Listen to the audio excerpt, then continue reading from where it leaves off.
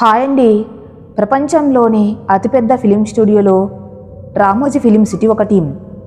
అలాగే మన దేశంలోని అత్యంత హాంటెడ్ ప్లేసెస్లో ఒకటి కూడా. రామోజీరావు 1996లో దీన్ని నిర్మించారు. ఈ ఫిలిం సిటీ చాలా పెద్దది. ప్రతి సంవత్సరం 1.5 మిలియన్ మంది పర్యాటకులు ఇక్కడికి వస్తారు. బాహుబలి 1, 2, RRR, KGF వంటి అనేక మూవీస్ షూటింగ్స్ ఇక్కడే జరిగాయి. అయితే ఇక్కడ ఎన్ని పెద్ద ఫిలిం షూటింగ్ చేసినా ఈ ప్రదేశం హాంటెడ్గానే ఉంటుంది. ఎందుకంటే చాలా సంవత్సరాల క్రితం ఇక్కడ ఒక భయంకరమైన సంఘటన జరిగింది.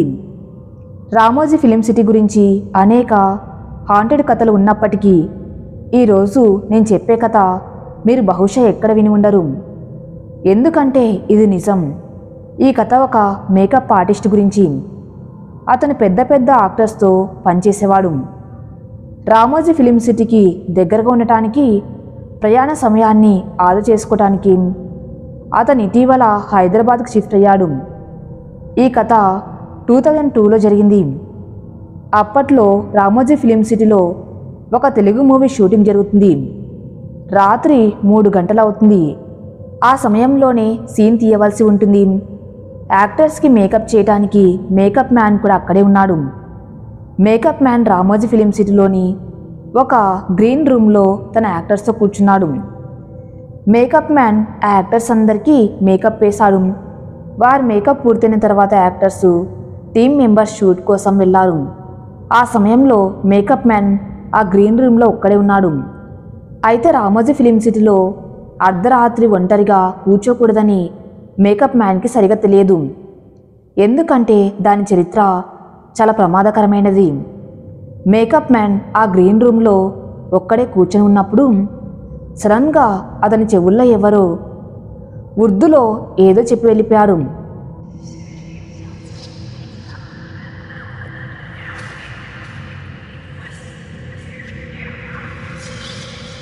మేకప్ మ్యాన్ మొదట దాన్ని తెలుసుకోలేదు. బహుశా షూటింగ్ జరుగుతుందని లౌడ్ స్పీకర్లో ఏదో పెట్టి ఉంటారని అనుకున్నాడు. కొంతసేపటి తర్వాత మేకప్ మ్యాన్కి సడన్గా నిద్ర పట్టింది. ఎందుకంటే ఆల్రెడీ టైం నైట్ 3 గంటలయ్యింది కదా, ఎవరికైనా నిద్ర వస్తుంది. అతను నిద్రపోయాడు.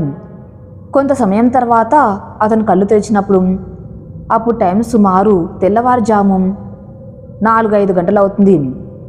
అతను తన కళ్ళ ముందు అద్దం మీద ఉర్దూ భాషలో ఏదో వ్రాసి ఉండటం చూశాడు. కానీ మేకప్ మ్యాన్కి అప్పుడు ఏం అర్థం కాలేదు. ఎందుకంటే అతనికి ఉర్దూ రాదు. అయితే లోపల నుండి మూసి ఉన్న ఒక రూమ్లో ఎవరో వచ్చి ఉర్దూ రాసి వెళ్ళిపోయారు. ఎవరై ఉంటారు అని ఆశ్చర్యపోయాడు. మేకప్ మ్యాన్ తన సెట్లోని ఒక ముస్లిం వ్యక్తిని పిలిచాడు. అతనికి కొద్దిగా ఉర్దూ వచ్చు. అతడు వచ్చి ఈ ఉర్దూ ఈ కాలపు ఉర్దూ కాదు, ఇది కనీసం 200-300 సంవత్సరాల నాటి పాత ఉర్దూ. బహుశా ఈ రోజుల్లో ఎవరికి రాదేమో. ఎవరు వచ్చి ఇక రాసి వెళ్ళిపోయారు అని అడిగాడు. ఇదంతా జరిగిన తర్వాత మేకప్ మ్యాన్ అక్కడి నుండి వెళ్ళిపోయాడు. ఎందుకంటే ఆ రోజు షూటింగ్ అయిపోయింది. ఇదంతా చూసి అతను చాలా డిప్రెస్డ్ అయ్యాడు. 2-3 రోజుల తర్వాత మేకప్ మ్యాన్ మళ్ళీ రామోజీ ఫిలిం సిటీకి రావాల్సి వచ్చింది. అతనికి లాస్ట్ టైం జరిగినవన్నీ గుర్తుకున్నాయి. మళ్ళీ అదే గ్రీన్ రూమ్లో అర్ధరాత్రి 2-3 గంటల వరకు ఉండవలసి వచ్చింది. మేకప్ మ్యాన్ ఆ గ్రీన్ రూమ్లో ఒంటరిగా ఉన్నప్పుడు అతను ఆ గదిలో ఒంటరిగా లేడని అనిపించింది. ఎందుకంటే అతనికి తన పక్కన ఎవరో కూర్చొని శ్వాస తీసుకున్నట్టు అనిపించింది.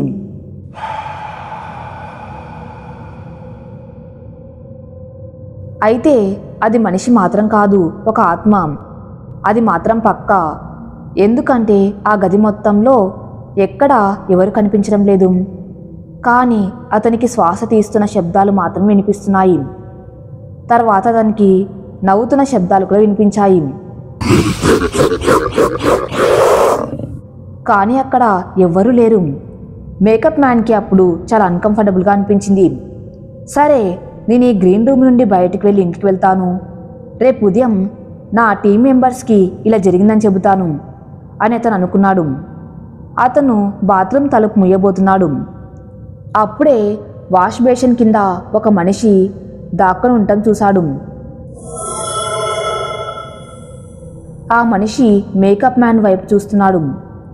ఈ మనిషిని చూస్తే తన మొహం మీద, శరీరం మీద నల్ల రంగు పూసుకున్నట్లు అనిపించింది. అతని బట్టలు చాలా డిఫరెంట్గా ఉన్నాయి. అతని కాలపు మనిషిలా అస్సలు కనిపించలేదు. అతనికి గడ్డం ఉంది. అతని తల మీద వెంట్రుకలు లేవు. అతను నిజంగానే చాలా భయంకరంగా కనిపించాడు. మేకప్ మ్యాన్ అతన్ని చూసి చాలా భయపడ్డాడు. అప్పుడు అతను ఆ బిల్డింగ్ నుండి బయటికి పారిపోయాడు.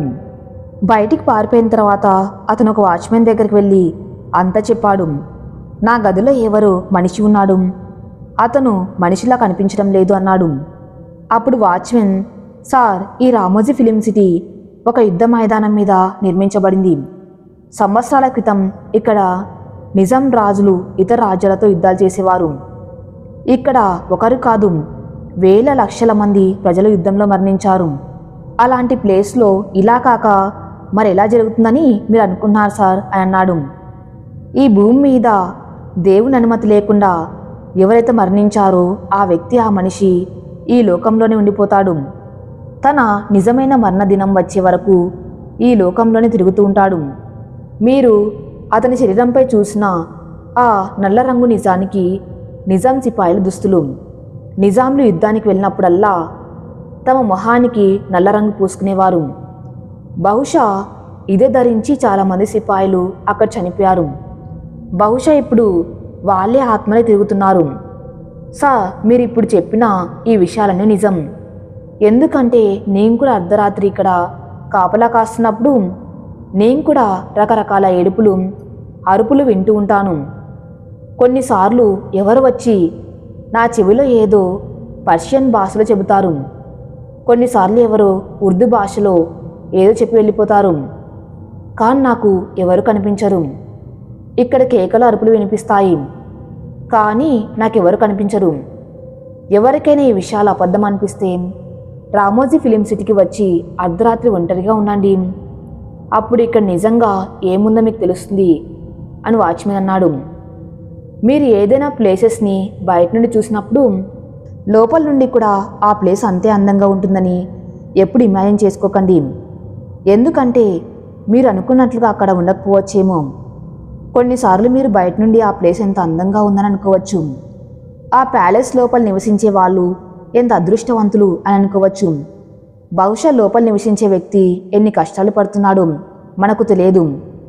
బహుశా అతను లోపల సూసైడ్ చేసుకుని ఉండవచ్చు.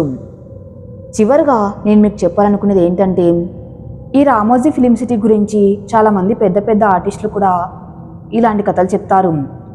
అది రామోజీ ఫిలిం సిటీ అయినా మరేదైనా ప్రదేశమైనా అర్ధరాత్రి ఒంటరిగా వెళ్ళకూడదు. ఎందుకంటే ఉదయం మనుషుల టైం అయితే అర్ధరాత్రి ప్రేతాత్మల టైం. ఆ సమయంలో అవి చాలా శక్తివంతంగా ఉంటాయి. మీరు ఈ ప్రేతాత్మలను ఒంటరిగా నడుస్తున్నప్పుడు ఎదుర్కొంటే అవి మీకు నిద్ర లేకుండా చేస్తాయి, లేదా శాశ్వత నిద్రలోకి జారుకునేలా చేస్తాయి. సో జాగ్రత్త.